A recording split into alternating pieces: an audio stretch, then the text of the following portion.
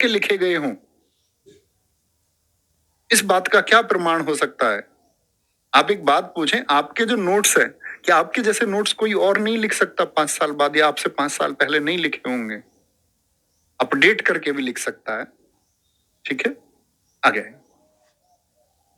खोज लोहे की हुई है वैदिक काल में। मैंने बताया ना, सबसे पहले मनुष्य ने किसकी खोज की? तांबा, फिर अलॉय एक कांसा, और फिर लोहा। लोहा कब आया? वैदिक काल में, क्योंकि खेती शुरू हुई, कृषि शुरू होगी अपने बड़े स्केल पर। बड़े स्केल पर कृषि शुरू हुई तो फिर हमको जमीन को खोदने की जरूरत पड़ी और मनुष्य ने लोहे का प्रयोग करना शुरू किया। तंबाकू का ज्ञान नहीं था, ये प्रश्न बड़ा पूछा जाता है। तंबाकू का ज्ञान नहीं है तो आप कह सकते हैं कि भैया ये नशे की स्थिति से दूर रहे होंगे। जी हाँ, पहले का मानव विशेष था। आप लोग देखेंगे बच्चे कि तंबाकू तो अकबर के टाइम पे एक बर्नेल नाम का पुर्तगाली है, जो अकबर की सभा में आकर के, मैं आपको उस समय भी किस्सा सुनाऊंगा, जो आकर के तंबाकू पेश करेगा अकबर से, और अकबर कैसे एंजॉय करेगा तंबाकू को। ऋग्वेद में पिता शब्द 335 बार, गंगा शब्द 1 बार, कृषि शब्द 33 बार, आर्य शब्द 36 बार और विदत शब्द 122 बार। आर्य हम लोग जान चुके हैं, कृषि गंगा जी आप जानते हैं, ठीक है, पिता शब्द आप जानते हैं। तो विदत, आप कहेंगे भैया गंगा जी तो इतनी पवित्र है, एक ही बार। गंगा जी पवित्र कलयुग में हुई हैं, आज उनका जिक्र ज्यादा होता है, तो उनको कलयुग का तीर्थ बताया गया है गंगा जी को। सतयुग में तो एक स्थान था पुष्कर, ब्रह्मा जी वाला, जो राजस्थान का, वो प्रचलित था। नैमिषारण्य उसके बाद त्रेता युग में हुआ। विदत का मतलब होता है समिति, कमेटी। तो यहां भी समितियां होती थी, कबीले स्तर पर, गांव स्तर पर, नगर के स्तर पर। तो जो कमेटी है, जो समिति है, उसको बोलते विदत। ठीक है, समझ गए? बहुत बढ़िया सर जी। हमारे महर्षि कणाद ने कण के बारे, हाँ जी बिल्कुल, हम लोगों को क्या पढ़ाया गया? रदरफोर्ड का मॉडल बताया गया, नील्स बोर का मॉडल बताया गया, डाल्टन का परमाणुवाद हमको बताया गया। किसी ने बताया ही नहीं कि इस दुनिया में सबसे पहले कण का सिद्धांत कणाद ऋषि ने दिया था, अपने ही नाम से दिया। तो बहुत कुछ है जानने के लिए, और आप गर्व करोगे मेरे दोस्त इस भारत देश पर। आप इस इतिहास की क्लास से जुड़े रहेंगे तो कंटेंट तो आप सीखेंगे, आप इस देश पर गर्व करना भी सीखेंगे, और आपके लिए बोलने के लिए आपके पास बहुत कुछ होगा। क्योंकि अगर आप नहीं सीख पाओगे, गुरुकुल परंपरा में यही था कि भाई छात्र को विकसित करना मस्तिष्क से, ज्ञान से, वो आप हो जाएंगे। Don't worry. समझ पाए विदत क्या होता है? कमेटी होता है। अब आ गया उत्तर वैदिक काल। उत्तर वैदिक काल समय जानते हैं सब लोग, मैं आपको पहले ही बता चुका, काल विभाजन। हाँ जी भैया जानते हैं। उत्तर वैदिक काल में वेद त्रयी की रचना की गई। वेद त्रयी की रचना में हम लोग बोलते हैं कि क्या जो सारा का सारा ऋग्वेद वो वैदिक काल में लिख गया? वो बच्चे कोई ऐसी चीज नहीं थी, ऐसा ज्ञान नहीं था जिसको 2 4 5 वर्षों में लिख दिया। कहते हैं कि वो वर्षों वर्षों तक उसमें लिखते रहे, ऋषि संवाद करते रहे, ऋषियों की चर्चा होती रही, और उसमें जिस तरह से संविधान में संशोधन होते रहते हैं, बहुत बार उसमें संशोधन होते रहे, बार बार होते रहे। तो जब बार बार संशोधन होते रहे तो ऋग्वेद का कुछ पार्ट उत्तर वैदिक काल में भी लिखा गया है। तो कभी पूछे वेद त्रयी की रचना, तो सारा ऋग्वेद तो नहीं, क्योंकि ऋग्वेद कहाँ लिखा गया? वैदिक काल में। तो ऋग्वेद, सामवेद और यजुर्वेद, इन तीनों को हम क्या बोलते हैं? वेद त्रयी कहते हैं। तो बहुत बार क्वेश्चन पूछा जाता है मित्र कि वेद त्रयी में किसका वर्णन आता है? क्या गुरुजी ऐसा भी हो सकता है कि आने वाले समय में गंगा जी विलुप्त हो जाए? पॉसिबली। जिस तरह से धरती का औसत तापमान 1 डिग्री टेम्परेचर 15 से 16 पे पहुंच चुका है, ग्लोबल वार्मिंग को हम बढ़ा रहे हैं, तो एक समय पर जल लुप्त हो ही जाएगा, ग्लेशियर पिघल ही जाने हैं एक दिन। कितना समय लगेगा वो निश्चित नहीं है, लेकिन हो सकता है। जन्म खत्म हुए, ये जीवन खत्म हो जाए और जीवन फिर से शुरू हो, उसके बारे में मैं आपको भी बताऊंगा थोड़ा सा। फिर आते हैं हम सामवेद पर। क्या बोलेंगे? सामवेद। सामवेद को हम बोलते हैं भाई साहब क्या? संगीत का जनक। यानी जो संगीत है, जो म्यूजिक है, वो सबसे पहले कहां पर? सामवेद में। तो कौन सा वेद है जो संगीत से है? हम कहेंगे भैया हमने स्वर। अब आपसे पूछे स्वर कितने होते हैं, बोलेंगे कुछ बच्चे बोलेंगे ए ई आई ओ यू, कुछ बोलेंगे हिंदी वाले ए आ ई ई उ ऊ ए ओ ए। ऐसा बोल देते हैं ना, हिंदी 11 अंग्रेजी 5। लेकिन नहीं, स्वर जो संगीत के स्वर हैं वो 7 हैं। अभी पूछे स्वरों की संगीत में संख्या कितनी? 7 है। सा, रे, गा, मा, पा, धा, नी। तो स्वर कितने हैं? 7 हैं। ग्राम पूछे आपसे, ग्राम कितने हैं संगीत में? ग्राम, ये संगीत की बात मैं कर रहा हूं। ग्राम पूछे 3 होते हैं, 3। मंद, मध्य और तीव्र। मंद, मध्य और तीव्र, 3 कैटेगरी में। जैसे मैं आपको हमेशा बताता हूं कि पहले हमारी क्लासेस व्हाइट बोर्ड पर चलती थी, बैकग्राउंड व्हाइट बोर्ड होता था, तो मैंने इसके लिए बोला कि हमको बच्चों की आंखें खराब नहीं करनी है। We all are teachers. सब कुछ जो कम्युनिटी में बात फैलाने की भी कोशिश की कि ब्लैक पे पढ़ाएं। आज भी बहुत सारे लोग नहीं पढ़ाते, उनको मतलब नहीं है उस बात से। एक दूसरी चीज है अध्यापक का मंद बोलना, और एक शिष्य को मंद सुनना भी चाहिए। धीमा सुनिए और पसंद कीजिए धीमा सुनना। आवाज आ रही है और समझ पा रहे हो, इतना भर पर्याप्त है। बहुत तेज आवाज इस कर्णपाली को भेजोगे तो एक समय पे श्रवण क्षमता तो कमजोर होगी, साथ में मस्तिष्क भी कमजोर होगा। ऐसे ही संगीत में होता है। मधुर संगीत कौन सा लगेगा? जो बहुत तेज है, रैप सॉन्ग, डीजे ब्रावो, ये, या फिर एक 90s का एक धीमा गाना।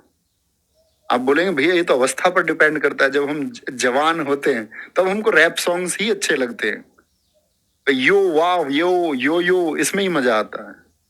लेकिन दरअसल में आप क्या कह रहे हैं कि जब आपकी यंग एज यानी कि मैच्योरिटी नहीं आई है, तो अनमैच्योर को क्या पसंद आता है उसकी कोई कीमत नहीं है। बात ये मैच्योर को क्या पसंद आता है, जो परिपक्व अवस्था में है, जो विकसित मानसिक अवस्था में, उसको क्या पसंद आता है, इसके मायने हैं।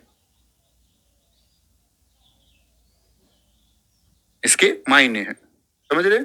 समझदार इंसान क्या खाता है और सुअर क्या खाता है, इसमें बहुत बड़ा अंतर है।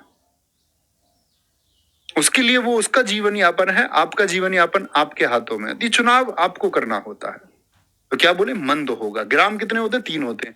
मूर्छनाएं पूछे जाए, ये पूछा जाएगा सामवेद के अनुसार मूर्छनाएं कितने प्रकार की होती हैं? तो मूर्छनाएं होती हैं 7 गुणा 3, यानी किस तरह का स्वर है और उस स्वर में गुणा की जाती है मध्य मध्य तीव्र। 3 ग्राम की 7 गुणा 3 मूर्छनाएं हो जाती हैं 21। कितनी? 21। और पूछे भारतीय सामवेद के अनुसार तान कितने प्रकार के हैं? तो तान 7 स्वरों की 7 स्वरों में गुणा होके कुल 49 आ जाता है। बोले एक बार, मूर्छनाएं कितनी? 21, तान कितने? 49, ग्राम कितने? 3, और स्वर कितने हैं?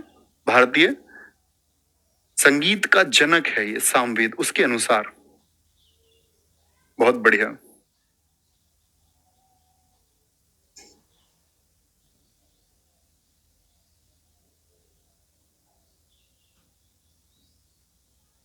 Very good. एक बच्चा आज भी पूछ रहा है सिंधु घाटी सभ्यता में भैया कौन सा औजार, कौन सा सिंधु घाटी, तो दिखाएं ऊपर, औजार और हथियार किस धातु से बना? धातु आप सोचिए ना उनके पास कौन सी थी। मैंने बोला ना आपसे, सिंधु घाटी सभ्यता कांस्य युगीन सभ्यता है। कांसे का बनाते थे, तांबा पहले से ज्यादा तांबे का। एक बच्चा कह रहा मैंने अभी नाम लिया कर्ण का, तो कह रहा भैया जी कर्णपाली कब आएगी, उसका फोटो दिखा देना। कर्णपाली नहीं है, उसका नाम आम्रपाली है। मेरे इंस्टाग्राम प्रोफाइल पे पड़ा हुआ फोटो, जाके देख लेना वो आम्रपाली का। भोजपुरी आम्रपाली नहीं है वो। स्वरों का पहला प्रयोग सामवेद में हुआ है। सामवेद को पढ़ने वाला, जरा बताएं मैंने क्या बोला था? ऋग्वेद को पढ़ने वाला कौन है? वो होत्र है। सामवेद को पढ़ने वाला उद्रार्थ है, उद्गाता है। उपवेद जो सामवेद को सरल भाषा में समझाने के लिए गंधर्व वेद है। संकलनकर्ता कौन थे? ये माना जाता है कि सामवेद की जो बातें हैं इनको इकट्ठा किसने किया? ऋषियों के द्वारा सुना होगा। तो किसके द्वारा इकट्ठा किया गया? भरत मुनि के द्वारा। लिखेंगे भाई साहब।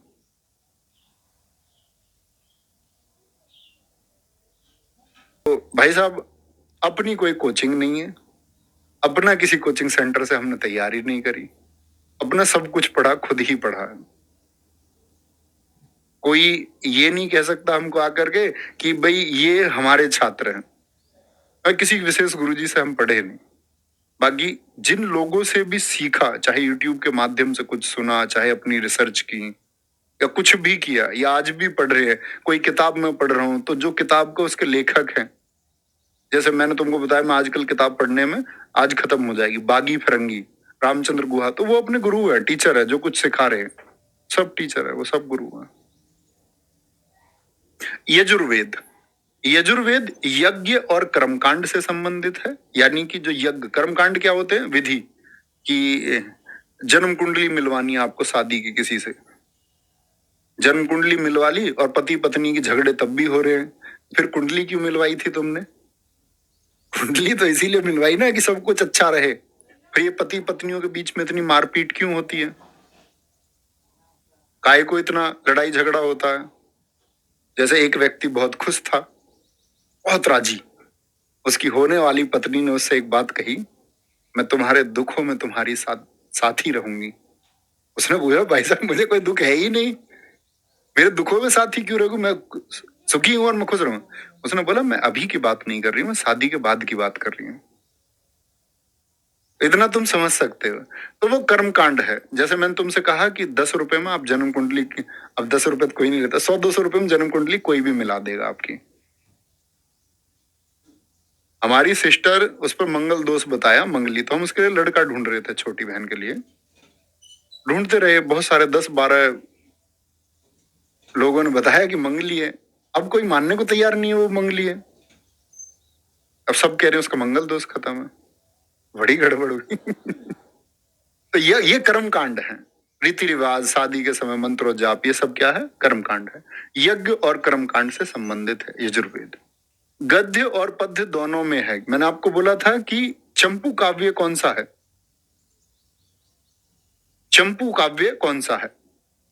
ठीक है सर जी, वेद त्रयी को फिर से बताए। देखो, वेद त्रयी आप समझे नहीं शायद मेरी बात, मैं फिर से बता देता हूँ।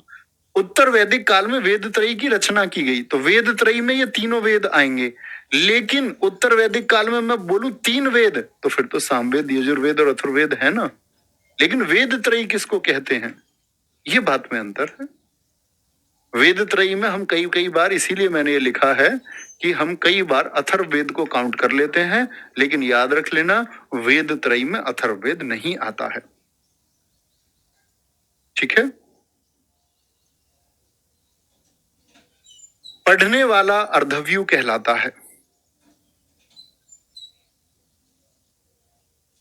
पढ़ने वाला अर्धव्यू कहलाता है। अभी बताया, होत्र बोला, उद्गाता बोला, और क्या बोला? अर्धव्यू, जो इनके मंत्रोच्चाप करें। लिखा गया कौन सा है? उपवेद। मेरी बात को मार्क करके रख लो, उपवेद, किसी भी वेद का उपवेद और ब्राह्मण ग्रंथ बहुत इंपॉर्टेंट है, बहुत इंपॉर्टेंट। संकलन करता कौन है? किसने रचना की है? विश्वामित्र जी ने इसकी रचना की है, विश्वामित्र जी ने। आगे आएंगे, ऊपर दिखाएंगे, ऊपर ऊपर ऊपर ऊपर। अथर्ववेद सबसे नया वेद है, सबसे नई रचना कोई हुई है, तो पॉपुलर भी सबसे ज्यादा रही, सबसे लोकप्रिय वेद यही है। इसको ही हम ब्रह्म वेद कहते हैं।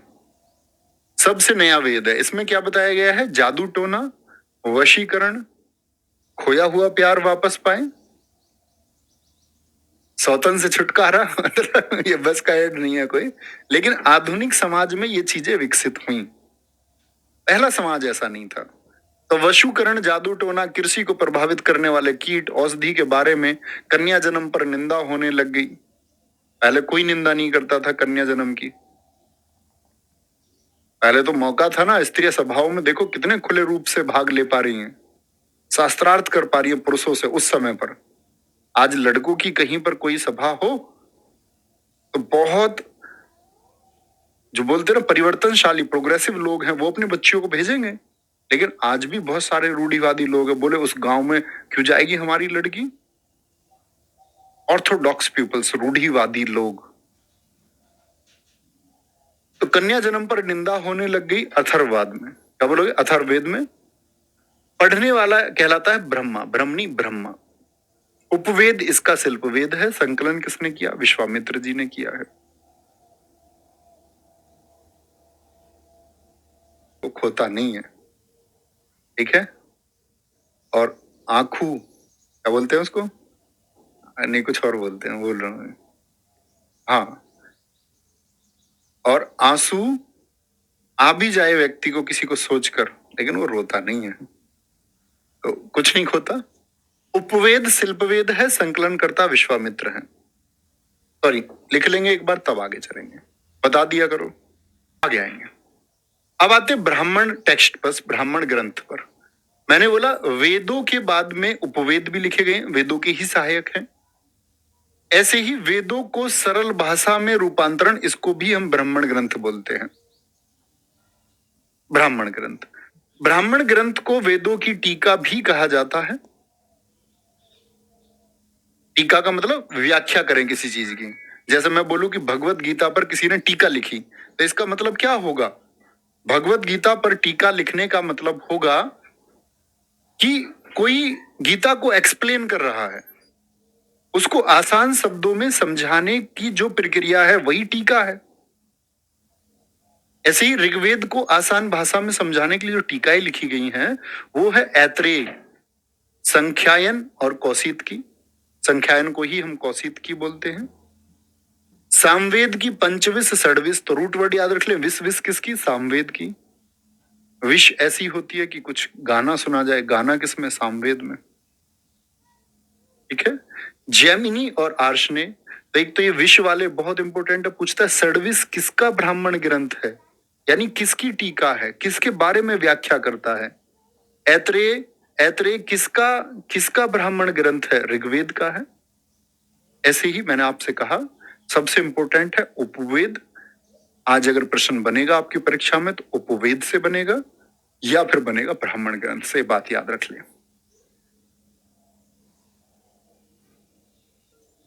ऐसे ही यजुर्वेद की कृष्ण शाखा, जिसको तैत्रेय बोलते हैं, तो ऐत्रेय किसका पार्ट है? ऐत्रेय हम कहेंगे कि जी वो हमारा ऋग्वेद का पार्ट है, और तैत्रेय शुक्ल शाखा सतपथ की, शुक्ल शाखा। अब आप कहेंगे जी भैया यजुर्वेद, तो पूछेगा कौन सा है जिसको कृष्ण शाखा और शुक्ल शाखा में बांटा गया है? तो कृष्ण और शुक्ल से मतलब होता है, ये मैं आपको स्टैटिक जीके में भी पढ़ाऊंगा, त्योहारों में बड़ा पूछा जाता है। आप लोग जानते हैं कि चंद्रमा पूरा भी दिखता है और चंद्रमा गायब भी हो जाता है। चंद्रमा की टोटल ज्योग्राफी में आप पढ़ेंगे कि 12 कलाएं होती हैं, ऐसे बड़ा होता जाता है, तभी तो एकदम से बड़ा होता है। कुल 12 स्टेज को पार करता है, 12 कलाएं, जिनको हम 12 राशियां बोलते हैं। वृश्चिक आप सबके एक राशि होती है, वृश्चिक होती है, मेघ होती है किसी की, मीन होगी, मीन सॉरी, कन्या होती है, जैसे मेरी वृश्चिक है। तो जब चंद्रमा नहीं दिख रहा है तो अंधेरा है, और जब चंद्रमा पूरा दिखे तो पूर्णिमा है। क्या बोलेंगे? चंद्रमा पूरा दिखे तो पूर्णिमा, और बिल्कुल ना दिखे तो अमावस्या। क्या है? अमावस्या। तो यहां अंधेरा है और यहां क्या है? उजाला है।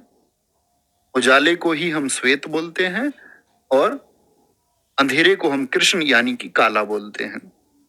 ऐसे पक्ष दिखाए गए दो, किससे? अंधेरे से उजाले की ओर और उजाले से अंधेरे की ओर। फिर ये चंद्रमा छोटा भी तो होगा, फिर यहाँ के छोटा हो जाएगा, गायब हो जाएगा। तो जब उजाला हो रहा है यहां पर उजाला, तो सफेद की तरफ हम जा रहे हैं, उजाले की तरफ, तो वो शुक्ल है।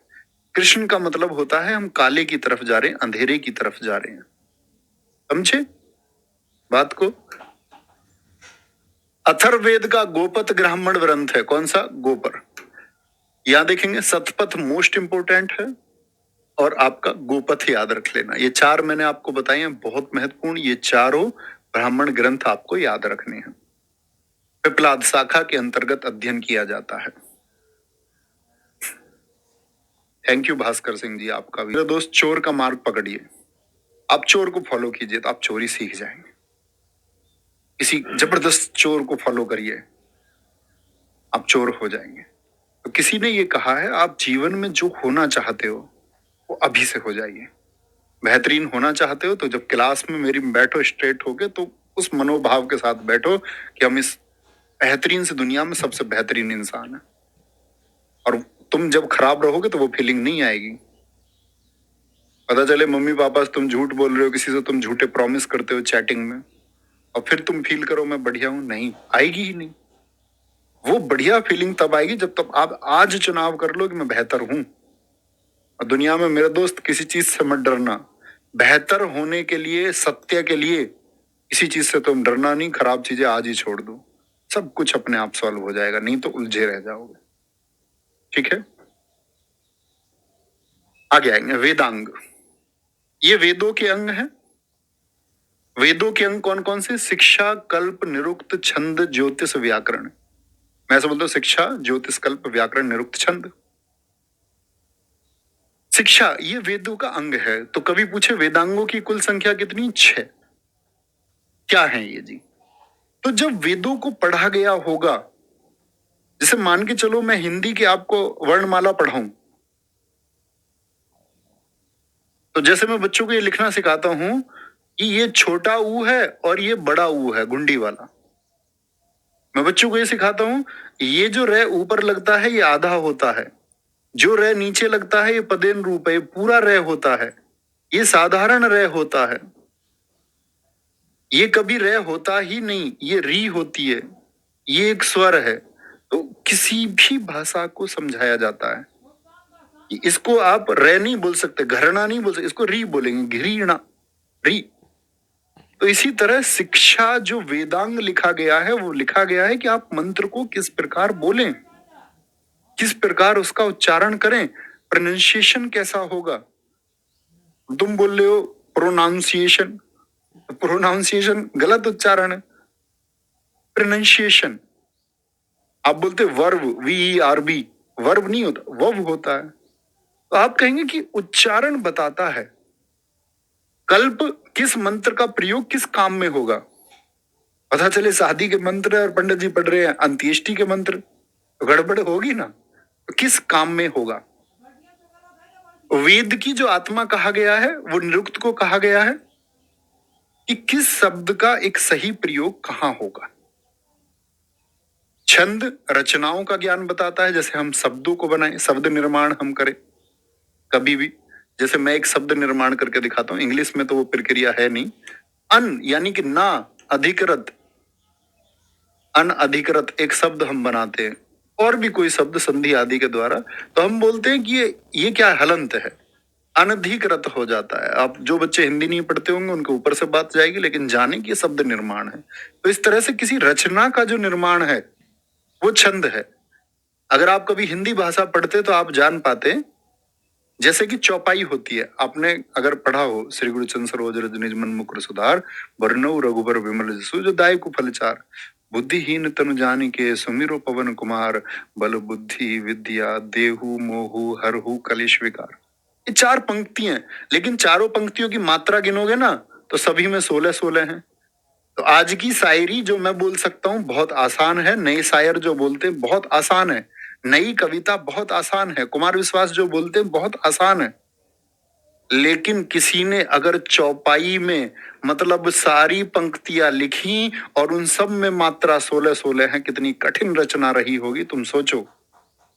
कि कुछ सोचा तो लिख दिया, लेकिन लिखने में अर्थ भी पूरा निकले और मात्रा भी 16 ही हो उस पूरे एक पंक्ति में, तो कितना कठिन काम रहा होगा, आप सोच के देखिए।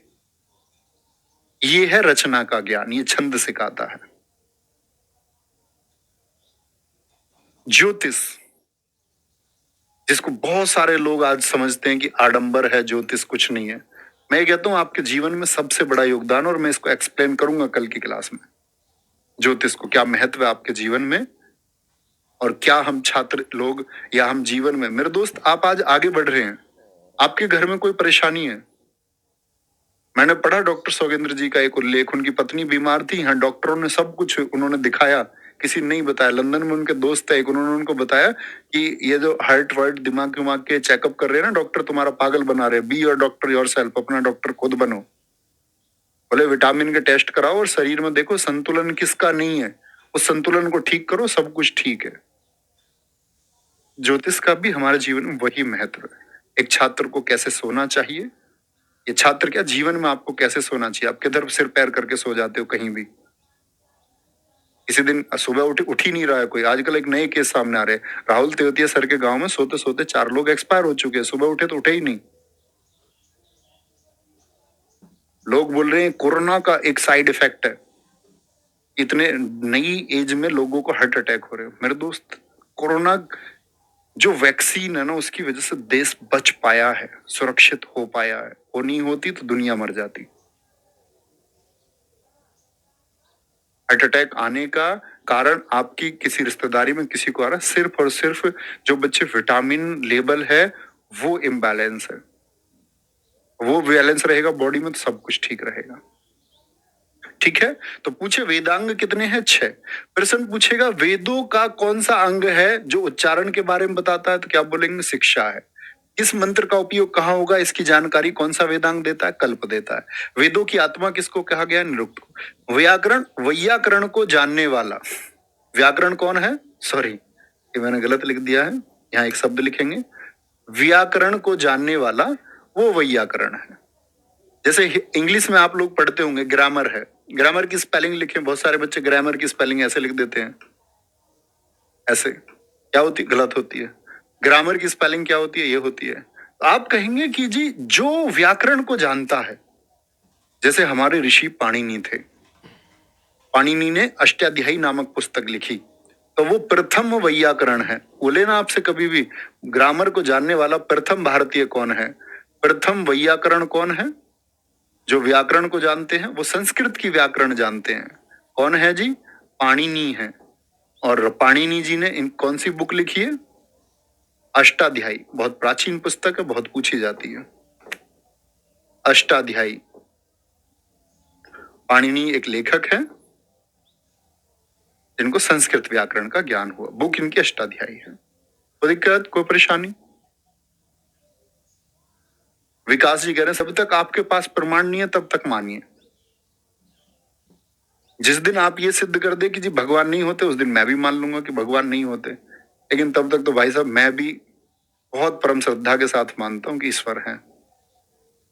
घर में कोई एक्सपायर हो जाए और मैं दुख में ये बोल दूं भगवान जी ने काम किया है, तो तुच्छ कार्यों के लिए भगवान नहीं हो सकता। आप महान कामों के लिए सोचिए कि ईश्वर ने इस मनुष्य जाति को बनाया होगा, और कृतज्ञ रहिए। इस प्रकृति को बनाया होगा किसी ने। जब तक आपके पास, मैंने बोला ना, आप बोले कि किसी ने बोला कि वो अमुक आदमी चोर है, आपने भी बोल दिया चोर है, तो आप, मैंने बोला ना कल, 7% बौद्धिक मानसिकता में आप नहीं है, फिर आप 93%